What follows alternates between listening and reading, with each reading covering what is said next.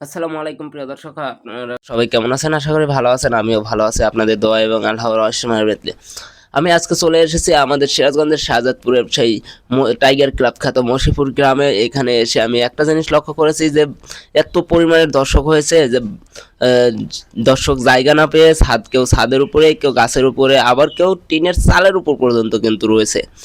এমন দৃশ্য এর আগে কখনো আমাদের শাহজাদপুরে দেখা যায়নি। কারণ এই ফুটবল খেলার প্রেমে এমন একটা লোক নাই যে পড়ে নাই কখনো। যারা ফুটবল খেলা দেখে এবং যারা বোঝে তারা কিন্তু সবাই কিন্তু আজকের এই মাঠে কিন্তু উপস্থিত ছিল।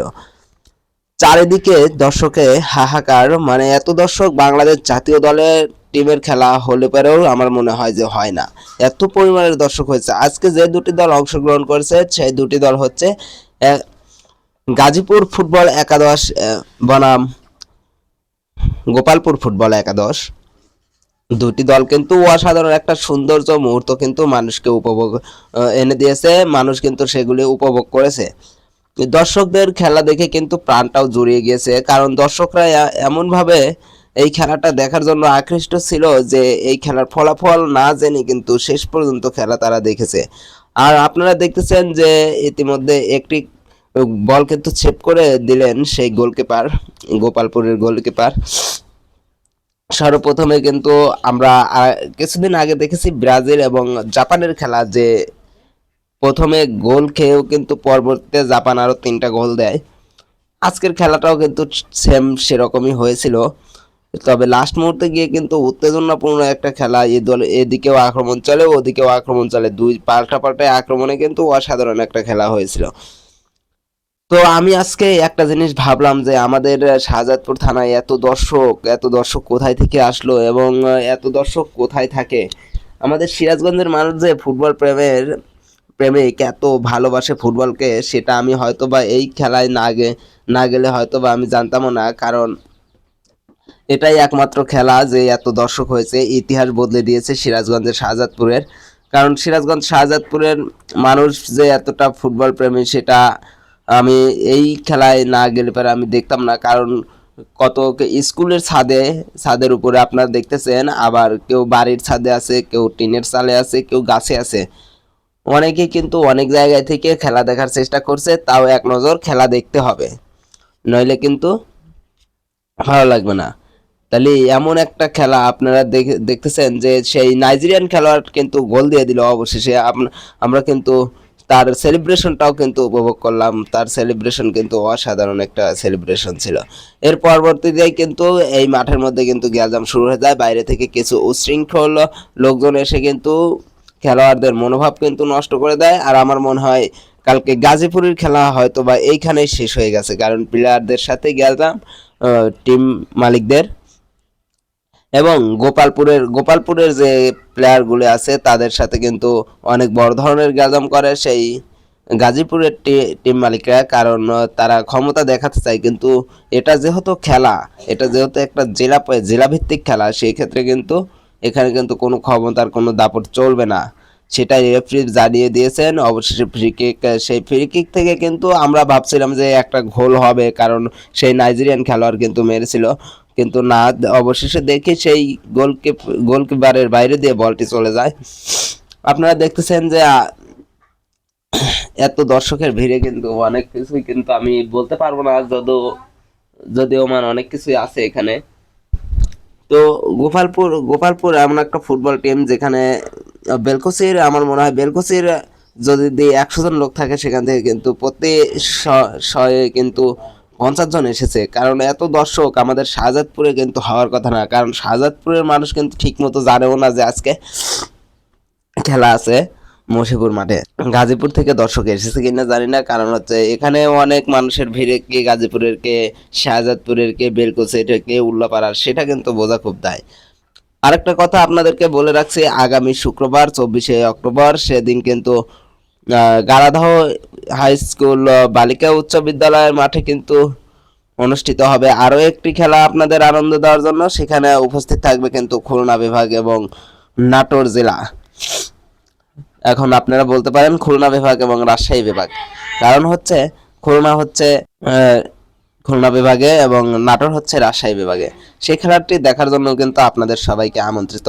এর মাঝে আমি আর একটা কথা বলে যাই, সেটা হচ্ছে হলো আমাদের এই চ্যানেলটি যারা এখনো সাবস্ক্রাইব করেন নাই তারা সাবস্ক্রাইব করে পাশে থাকা বেল আইকনটি বাজিয়ে রাখবেন, যাতে আমাদের সম্পূর্ণ আমাদের ভিডিওগুলি যাতে আপনাদের কাছে যাতে সবার আগে পৌঁছে যায়, সেজন্যই আপনারা সবাই চ্যানেলটা সাবস্ক্রাইব করে রাখবেন, নইলে কিন্তু আপনারা মিস করবেন। কারণ আমি কিন্তু প্রতিনিয়ত এখন ফুটবল খেলার আপডেট জানাবো। কারণ হচ্ছে আমাদের এলাকায় এখন প্রচুর পরিমাণে লিগ হচ্ছে। এই লিগগুলোতে কিন্তু সব ফরেন খেলোয়াড়রাও আসবে, অনেকে দেশি খেলোয়াড়রাও আসবে, তারকা খ্যাত খেলোয়াড়, কতক তো আবার জাতীয় দলও খেলেছে, তারাও কিন্তু আসবে। আর এইসব খেলা দেখার জন্য কিন্তু বাঙালি কিন্তু অনেক মুখিয়ে থাকে, আমরাও কিন্তু অনেক মুখিয়ে থাকি। এবং আপনারা দেখতেছেন যে হাফ অ্যান আওয়ার পরে কিন্তু আক্রমণ কিন্তু শুরু হয়ে গেছে গোপালপুরের। এটা কিন্তু আমি আগেই বলেছিলাম যে ব্রাজিল এবং জাপানের মতো খেলা হয়েছে। কারণ হচ্ছে ব্রাজিল যেমন দুই গোল আগে দিয়ে পরে 3টা খেয়েছে, এখানেও কিন্তু সেম কাজটাই হয়েছিল। কারণ হাফ অ্যান আওয়ার পরে এত আগ্রাসী হবে গোপালপুর, সেটা কেউ ভাবতেও পারে নাই। গোপালপুর দেখেন তা এগারে কিন্তু, আর গাজীপুর কিন্তু আর ভলই পাচ্ছে না গোপালপুরের তাণ্ডবে। তারা কিন্তু অসাধারণ একটা ম্যাচ উপহার দিচ্ছে। আর ওই যে গোপালপুরের একটা খেলোয়াড় আছে, তিনি মনে করছেন যে এটা ক্রিকেট বল, তাই জন্য কিন্তু সে ছক্কা মেরে দিয়েছে। কারণ বাংলাদেশ তো ছক্কা মারতে পারে না, সেজন্য ফুটবল খেলোয়াড়রাই কিন্তু ছক্কা মেরে দিয়েছে যে ফুটবল দিয়ে আমরা ছক্কা মারবো, ওরা তো ক্রিকেট দিয়ে ছক্কা মারতে পারে না, আমরা ফুটবল দিয়ে ছক্কা মারবো। এর মাঝে কিন্তু ওই যে কামারা নয় কি নাম, ওইটা কিন্তু গাজীপুরের, তাকে কিন্তু আঘাত করা হয়েছে। সেখান থেকে কিন্তু রেফারি কিন্তু সেটা সমাধান করার পরে কিন্তু আবার ফ্রি কিকের সিদ্ধান্ত দেন। সেখান থেকে আপনারা দেখতেছেন যে অসাধারণ একটা সেভ দিল সেই গোপালপুর।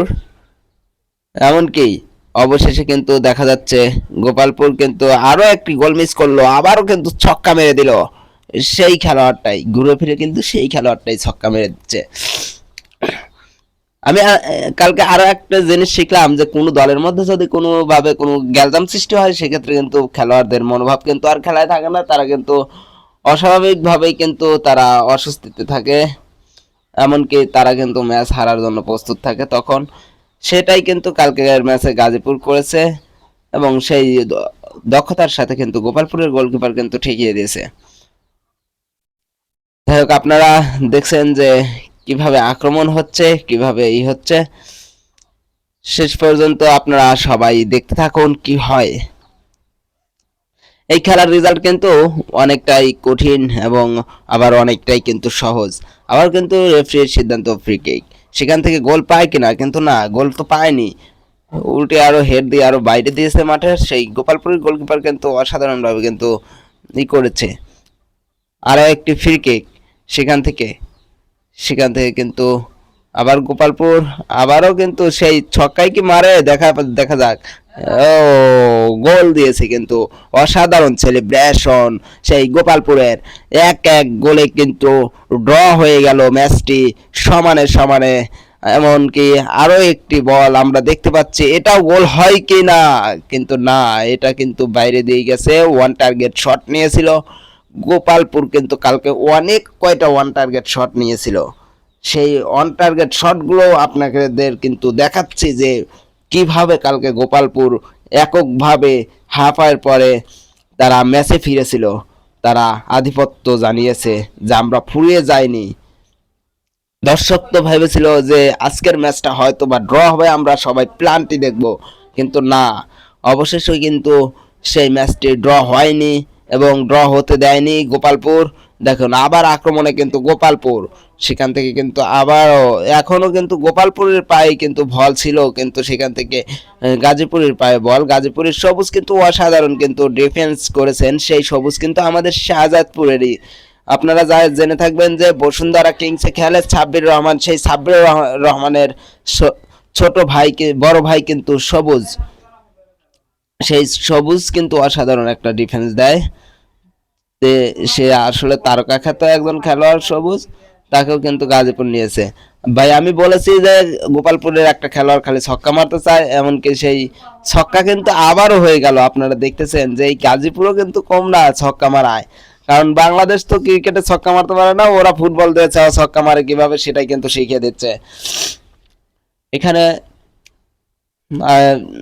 বল গোপালপুরের অনুকূলে, কিন্তু এখানে কিন্তু ফাউল করা হয়েছে। রেফারি এখন কি করে না করে সেটা, ও কিন্তু গোলকিপারের দক্ষতায় কিন্তু গোলকিপার কিন্তু ঠেকিয়ে দিয়েছে অসাধারণ ভাবে, সেই ম্যাচে ফিরেছে কিন্তু আবারও গোপালপুর এবং উত্তেজনাপূর্ণ একটা খেলা কিন্তু উপহার দিচ্ছে গোপালপুর। গোপালপুর এবং গাজীপুরের ফলাফল এখন পর্যন্ত কিন্তু 1-2 কিন্তু সীমাবদ্ধ রয়েছে। গোপালপুর 2, গাজীপুর কিন্তু 1। এখন শেষ মুহূর্তের খেলা চলছে, এখন দেখা যাক কি হয় শেষ মুহূর্তে। একটা হয়তো বা টাইব্রেকার হতে পারে, পেনাল্টি শটও একটা হতে পারে, বলা যায় না। ও আরেকটা কিন্তু গোল, কর্নার থেকে এসে কিন্তু গোল দিয়েছে, এমনকি সেই গোলেই কিন্তু গোপালপুর আরো ম্যাচে ফিরেছে।